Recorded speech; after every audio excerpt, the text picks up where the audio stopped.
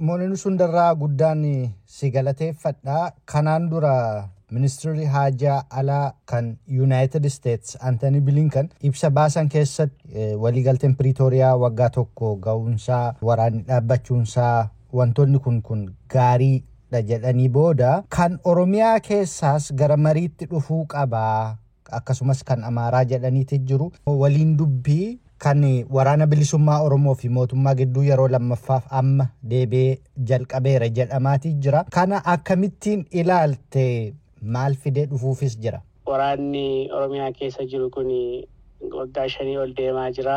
Gaagama guddaa fidaa jira. Yoo itti dhufellee sadarkaa biyyaatti sadarkaa gaanfa Afrikaatti rakkoo guddaa akka fidu hubanneerra. Kanaaf lafa rakkoon jalqabe lafa waraanni jalqaba ta'uutu jiraata ture. Mariin kunis waliin dubbiin kunis waamichi nageenyaa Oromiyaadhaa fi kan Tigraay booda dhufuunsaa waan nama ajaa'ibu yoo ta'es garuu kun immoo ta'uunsaa baay'ee gaariidha. Haalli amma inni lammaffaa jalqabeera jedhamaa jiru kun dhugaa taanaan waan bareedaa waan gaariidha. Inni jalqabamee hamma kanaa walirraa fagaachuunsaa gaagama guddaa rakkoo guddaa fideera Oromiyaa irratti Itoophiyaa irrattis. Yoo amma kan walii galan ta'e egereen siyaasa Itoophiyaa garamitti deemuu danda'a jennee tilmaamuu dandeenya?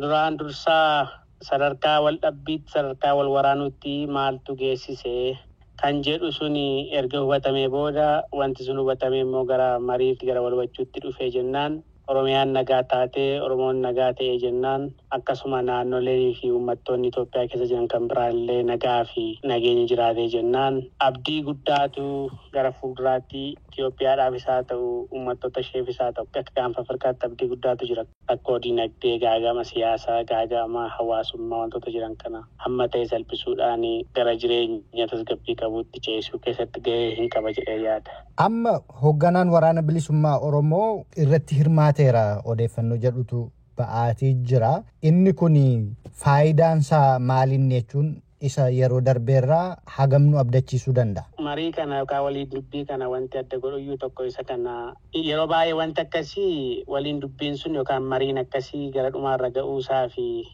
wal hubachuu irra ga'uusaa kan agarsiisu kan akeekudha yeroo baay'ee wanti akkasii.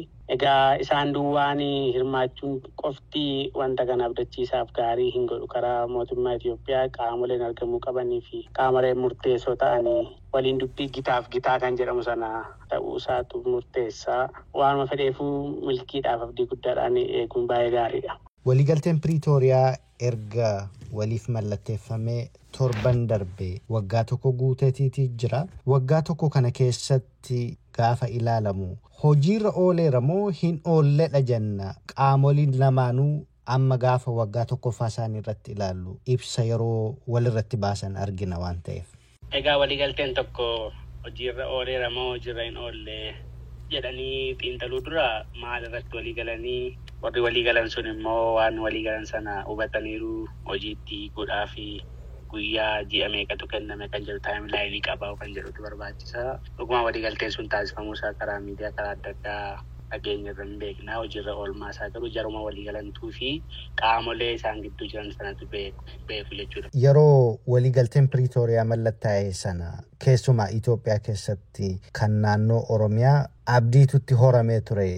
Innis daandii kanaan xumurama kan jedhu isatti aansee immoo naannoo Amaaraattis jeequmsatu itti fufe. Waliigalteen Pretoria suni maaliifidha kan inni fakkeenya ta'uutii dadhabe jechuutii dandeenya naannoowwan warra kaaniif? Gaaffiin kun illee gaaffii ulfaataadha. Garuu kan inni fakkeenya ta'uu dadhabe tokkoffaa haalli fi kooziin yookaan sababni waraanaa naannoo Tigraay keessaa fi kan naannoo Oromiyaa kan naannoo Amaaraa adda adda. Iddootti wal fakkaatu qaba garuu harka caalaansaa garaagarummaa guddaa qaba.